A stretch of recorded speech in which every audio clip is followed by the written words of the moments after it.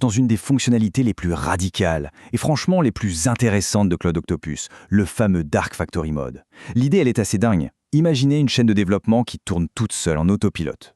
On lui donne une spec et paf, elle nous sort du code, déjà testé, prêt à l'emploi. Alors, comment ça marche cette fameuse usine dans le noir? C'est ce qu'on va décortiquer ensemble. Le nom, Dark Factory, il est super bien trouvé. L'image est très parlante. Faut s'imaginer ces usines immenses qui fabriquent des voitures, par exemple, et qui tournent 24 heures sur 24 sans une seule lumière allumée. Pourquoi? Parce que les robots, ils n'ont pas besoin de lumière pour bosser. Et bien là, c'est exactement la même idée, mais pour le code. C'est une chaîne d'assemblage de logiciels gérée par des agents IA qui prend tout en charge du début à la fin, de la conception à la livraison. Et c'est là que tout change. C'est vraiment un changement de mentalité complet. Fini de micromanager l'IA, de regarder par-dessus son épaule à chaque étape, non. Le focus, il est complètement ailleurs. On ne supervise plus le processus, on valide le résultat final. Point. Et ça, en termes de gain de temps et de charge mentale pour un développeur, c'est juste énorme.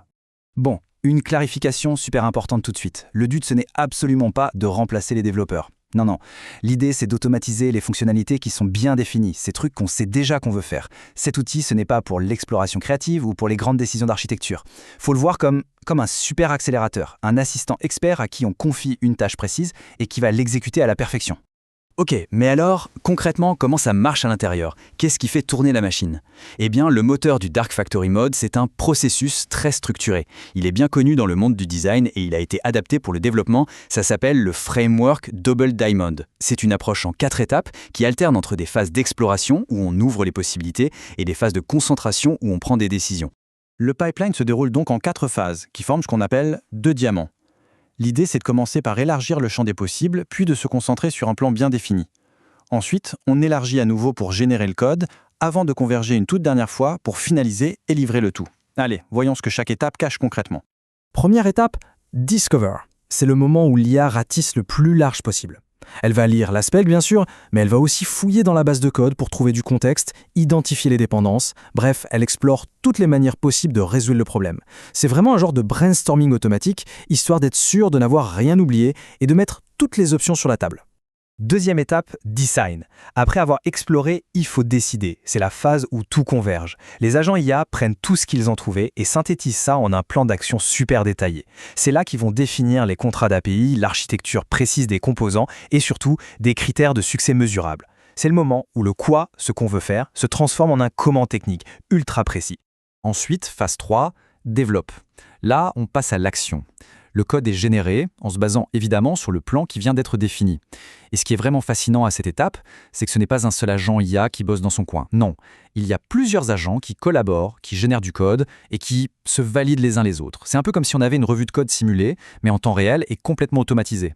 Et ce chiffre, 75%, c'est un seuil de qualité et il est impitoyable. Pendant la phase de développement, si un bout de travail n'atteint pas ce score, il est automatiquement refait. Attention, il n'est pas juste signalé en mode « tiens, il y a un truc à corriger ». Non, il est complètement repris à zéro par l'IA. C'est une garantie intégrée pour que seule une implémentation vraiment robuste puisse passer à l'étape d'après.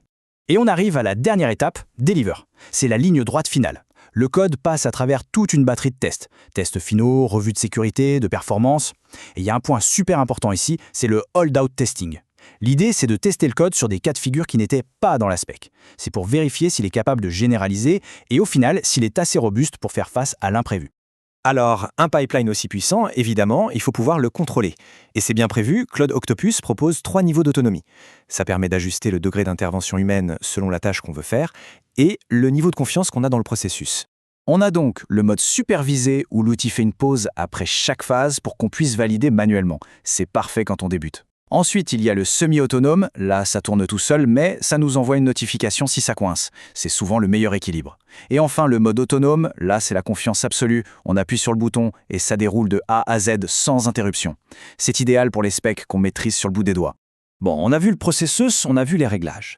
Mais il y a un truc, un seul dont tout le reste dépend. C'est le facteur clé du succès de toute l'opération. Et c'est la qualité de ce qu'on lui donne à manger au début, autrement dit, la spécification, ce fameux fichier en Markdown. Alors la question qui tue, quel est le facteur le plus important pour que ça marche bien?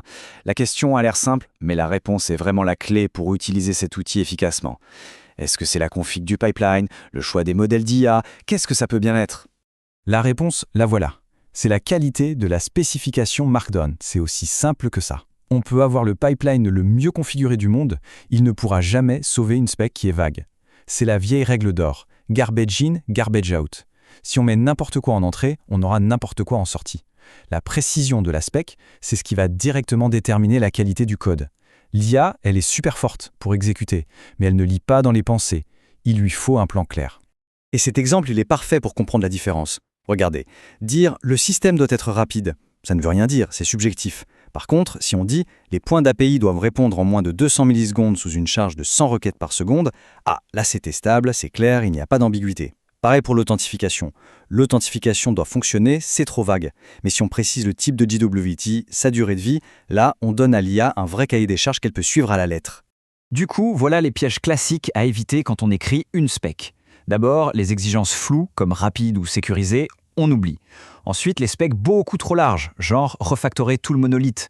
Ça, c'est la recette parfaite pour que ça plante. Il faut aussi penser à toujours donner le contexte technique. Et enfin, un truc qu'on oublie souvent, définir les cas limites et la gestion des erreurs. C'est tout aussi important que de décrire le scénario idéal. Ok, on a compris comment ça marche. La question logique qui vient après, c'est quand est-ce qu'on s'en sert? Parce que savoir quand utiliser cet outil et quand au contraire il vaut mieux rester sur une approche manuelle, c'est vraiment ça la clé pour être efficace.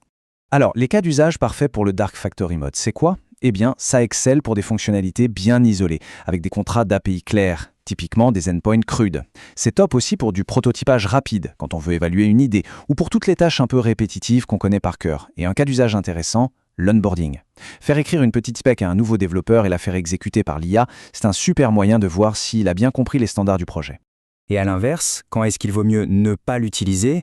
Typiquement, pour refactorer du code legacy bien complexe, ce n'est pas l'idéal.